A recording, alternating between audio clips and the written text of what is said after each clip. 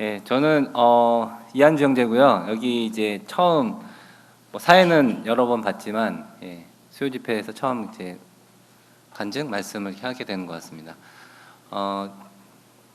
아시는 저를 아시는 분도 많겠지만 잘 모르시는 분도 있을 것 같아서 간단하게 저에 대해서 좀 말씀을 드리고 어차피 시간은 길지 않으니까 짧게 하도록 하겠습니다. 제가 지금 여기가 이제 서울 부표교회인데 그 전에 동대문 교회였고 그 동대문 교회 때부터 교회를 나왔거든요. 그때가 이제 92년 9월이니까요. 횟수를 세 보니까 24년 전이더라고요. 좀 오래된 것 같습니다. 그래서 그 당시에 고등학교 2학년이었는데 친구를 따라서 이제 오게 됐었고요. 그때 이제 몇 가지 기억나는 것은 어느 그 모친님 자매님이셨는데 제가 그 학생회 계속 꾸준히 나오니까 참 용하다고 되게 잘 나온다고 그러면서 칭찬을 해주셨던 기억이 납니다.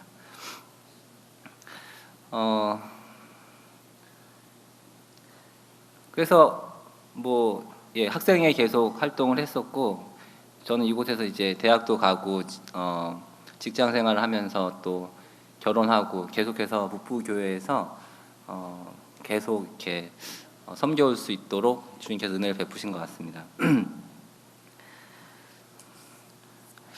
저는 사실 이제 그 수요 집회 여기서 이제 그 시편 말씀을 이제 그 나상엽 형제님이 전화가 와서 좀 했으면 좋겠다라고 연락이 왔었는데 사실 꽤 이제 부담이 됐었습니다. 왜냐하면 저는 수요 집회 잘 나오지 않았거든요. 사실은 안 나오다가 말씀 이렇게 한다 이게 좀 이상하잖아요. 좀 쟤 누구야 이렇게 될 것 같아서. 근데 이제 제가 수요 집회를 안 나왔던 것은 나름의 그 이유가 있었는데 좀 말씀을 드려야 될 것 같아서요. 이게 대학생 때 이제 수요 집회도 나오고 했었어요. 그러니까 저는 그 동대문 교회 다니다가 이제 집이 이사를 가가지고 부천 쪽으로 이사를 갔었습니다. 교회는 그 당시에 창동에 있었고요. 집에서 교회까지 1시간 반 정도가 걸렸었습니다. 지하철을 타고. 그래서 또 그 당시에는 화요일 날 그 CBF라고 해서 대학생 선교회 그런 활동도 하고 있었고, 그래서 화요일도 나오고 또 그때는 토요일 날 청년회가 있었고 일요일도 나오고, 그러니까 수요 집회까지 나오니까 너무 많이 그 이쪽 교회에다 시간을 투자하는 것 같았어요. 그래서 수요 집회도 나가고 또 그때는 그 구역 집회도 한번 갔었습니다. 그래서 보니까 너무 많은 시간을 저는 거기다 투자하는 것 같고, 그 당시에는 제가 좀 이렇게 영적으로 덜 성숙했었기 때문에 이렇게 많은 시간을 여기다 투자하는 것이 저에게 약간 부담이 됐었고, 좀 균형을 잡아야 된다는 생각을 했었습니다. 그래서 나름 이제 그래. 남은 시간에 뭔가 이제 사회에서 활동도 하고 배우는 것도 배우고 그런 쪽에 시간을 투자하고 화요일, 토요일, 일요일은 이제 교회에 열심히 나오고 그래서 그런 식으로 좀 정리를 해가지고 했었거든요. 그래서 언젠가는 수요 집회에 가야지 그런 생각을 하고 있었지만 아직은 때가 아니야 그러면서 한 20 몇 년이 간 것 같아요.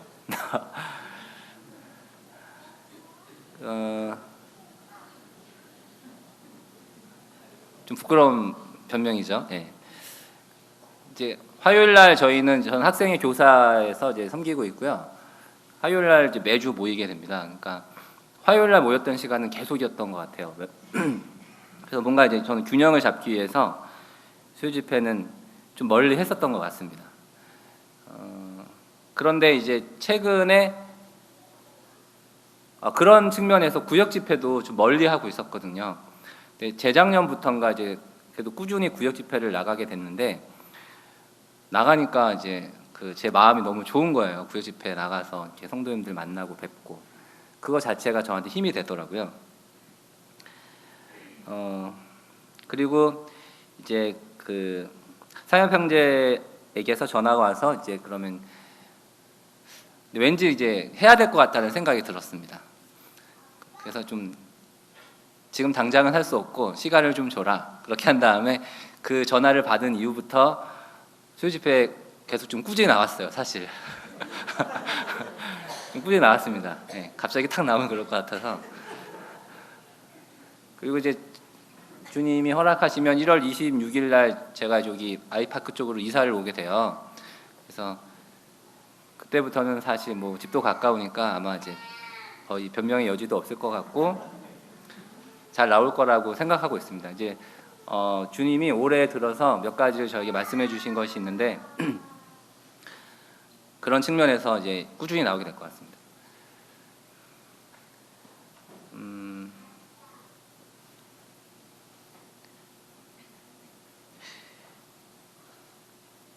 예, 뭐 시간이 금방 가네요. 저희 앞에 시계가 있어가지고 보는데요.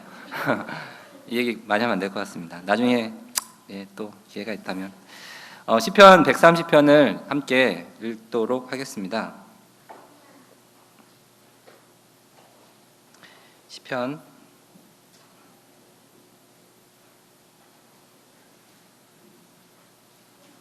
130편 길지 않으니까요. 8절까지니까요. 우리 형제님들 두 구절, 자매님들 두 구절씩해서 교독하면서 8절까지 읽도록 하겠습니다.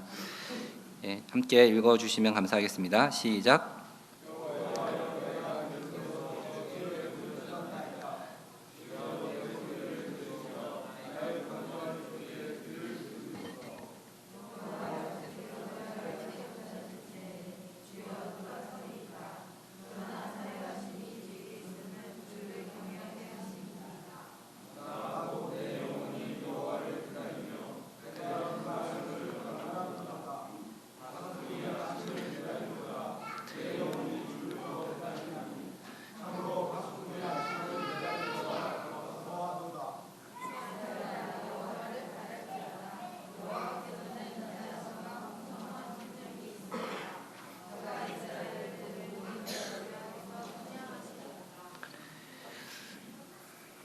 예, 제가 이제 학생회에서도 말씀을 전하는데요. 이제 학생들한테 이제 성경을 읽으라고 이렇게 지금처럼 이제 요청을 합니다. 학생들이 성경을 읽는데 좀 잘 못 읽어요. 근데 우리 성도님들은 너무 잘 읽어주시고 큰 목소리로 감사합니다. 네, 좋은 것 같습니다. 여기 1편을 130편 1절을 보시면 여호와여 내가 깊은 곳에서 주께 부르짖었나이다.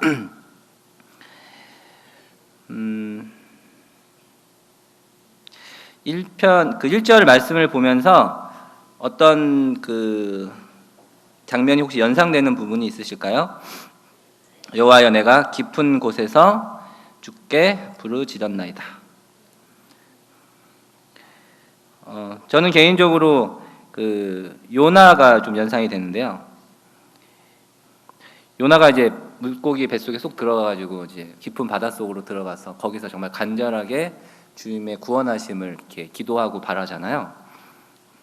그런 것처럼 여기 있는 그 1절은 정말 간절한 마음으로 주께 부르짖는 그런 모습이 나와 있는 것이라고 생각합니다.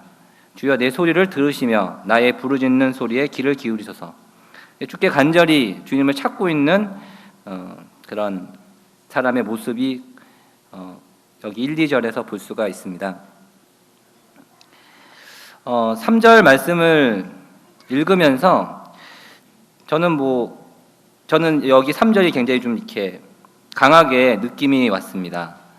여호와여 주께서 죄악을 감찰하실진데 지켜보실진데 주여 누가 서리이까? 참 하나님 앞에서 우리가 이렇게 설 수 있는 사람이 아무도 없다고 생각이 들어요. 제가 여기 이렇게 말씀을 전한다는 것도 어떻게 보면 말이 좀 안 되는 거고 성도님들이 이렇게 많으신데 그 사람이 자기의 어떤 의와 자기의 어떤 능력으로 이렇게 설 수 있는 것이 아니라고 생각을 합니다. 하나님께서 만약에 그 사람의 죄악을 소속들이 다 드러내신다면 아무도 설 수 없고 우리가 교회 안에서 어떤 봉사를 한다거나 일을 한다거나 말씀을 증거한다거나 다 마찬가지라고 생각이 드는데 아무도 그 자격 있는 사람은 없다는 생각이 들고 하나님이 그 사람을 감찰한다면 아무도 설 수가 없는 것이죠.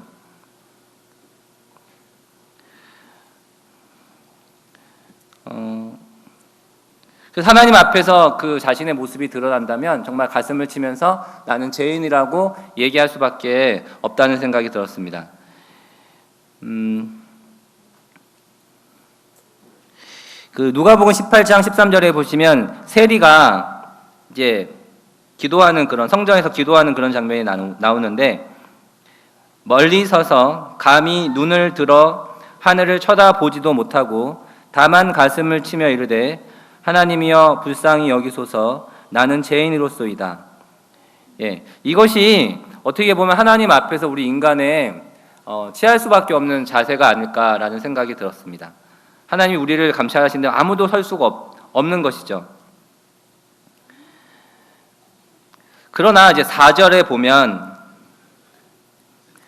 우리가 희망을 갖게 되는 말씀이 있는데 그러나 사유하심이 주께 있음은 주를 경외하게 하심이니이다.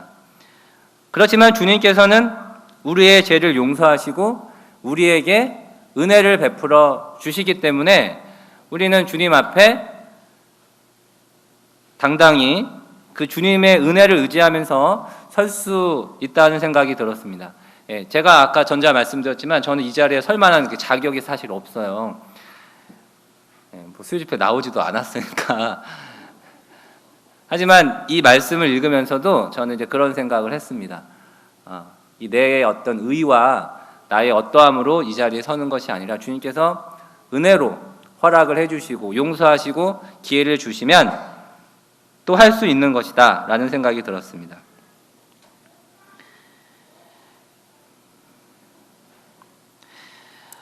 그래서 계속해서 시편 130편은 좀 그런 구조로 저는 이해를 했습니다. 하나님 앞에 죄인된 그런 사람, 하나님 앞에 나아갈 수 없지만 그러나 하나님께서는 우리를 용서하시고 사유하시고 우리에게 다시 기회를 주시고 우리를 세워주시는 그 하나님을 정말 간절히 바라고 바라면서 주님 앞에 나아가는 그런 사람의 모습이 시편 130편에서 계속해서 그려지고 있다고 생각이 들었습니다.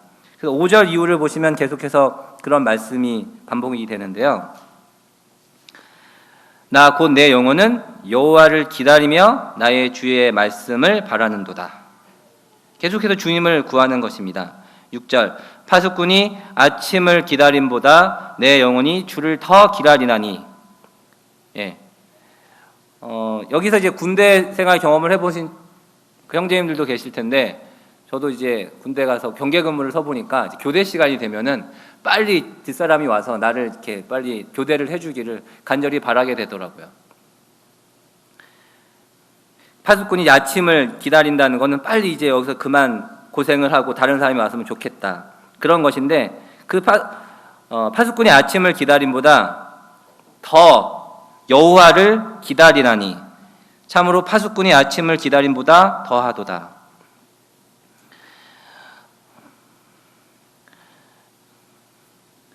7절 이스라엘아 여호와를 바랄지어다. 여호와께서는 인자하심과 풍성한 속량이 있음이라.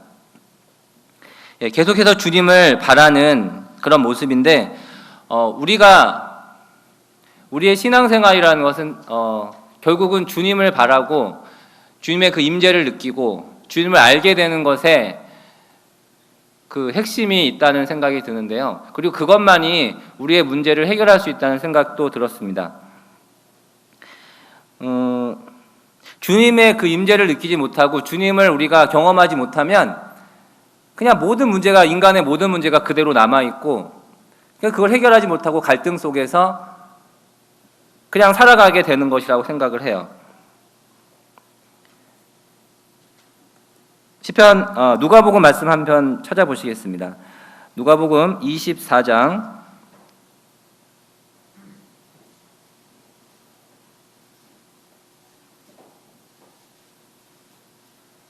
32절.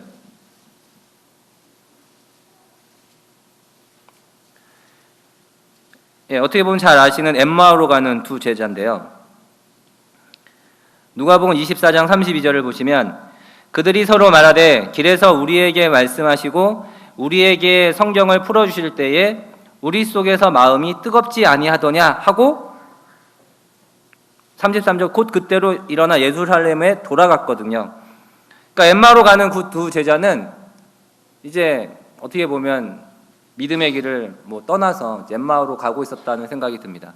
그러나 예수님을 만나서 그분이 함께 하시고 그분이 성경을 풀어주실 때 그 마음이 뜨거워지게 된 거죠. 열정이 생기게 되고 곧 그때로 다시 예루살렘으로 돌아가서 제자의 길을 힘차게 살아가게 되는 것입니다.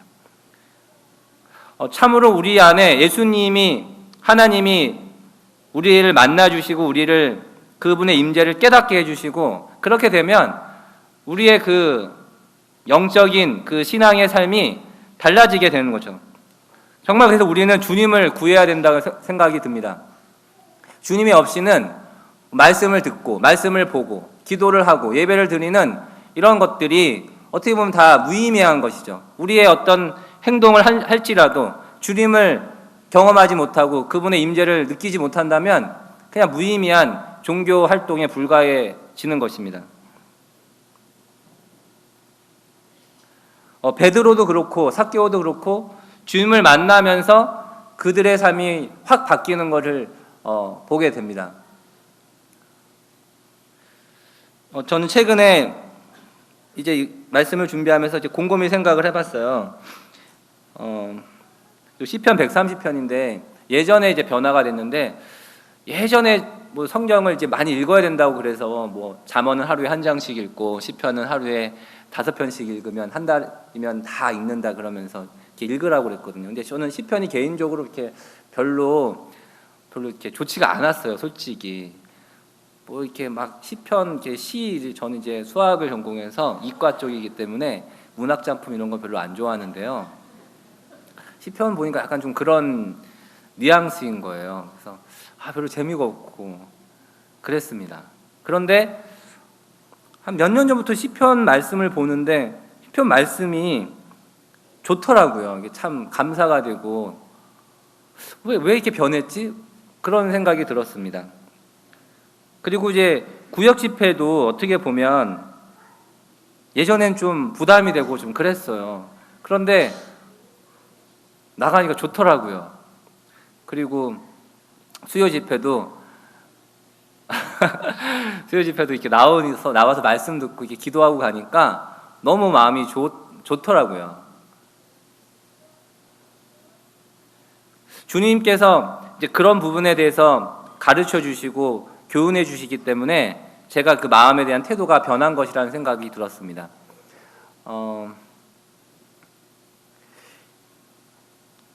최근의 경험은 그 예배 시간이었는데요.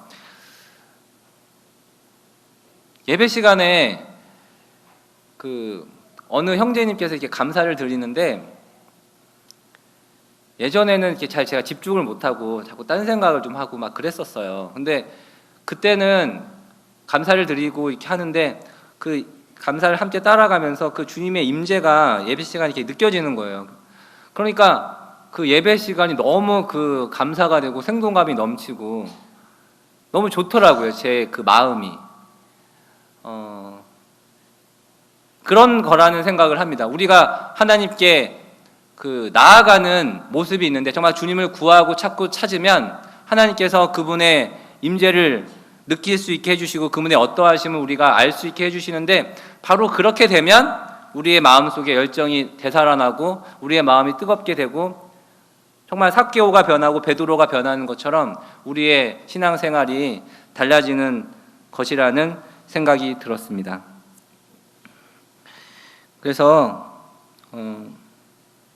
그렇게 주님을 찾고 나아갔으면 좋겠고요. 주님을 알기 위해서 주님을 바라고 마지막 시편 130편 부분을 읽고 최종 정리를 하도록 하겠습니다. 7절 8절 이스라엘아 여호와를 바랄지어다. 여호와께서는 인자하심과 풍성한 속량이 있음이라. 그가 이스라엘을 그의 모든 죄악에서 속량하시리로다. 우리가 주님 앞에 나아가고 주님을 정말 간절히 바라고 그 가운데 주님을 만나면서 우리의 삶이 영적으로 더 풍성해졌습니다.